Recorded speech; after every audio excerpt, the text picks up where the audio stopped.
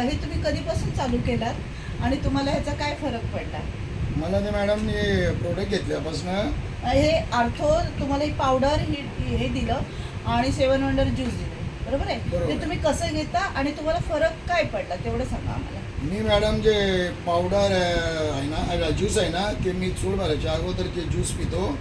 त्याच्यानंतर ते मी अर्धा 1 तासाने जरा मग मी आंघोळ झाली का मध्ये गरम पाण्यामध्ये कोमट ते पाऊस पावडर घेतो. ते मला आज तुम्हाला सांगतो 11 दिवस झाले.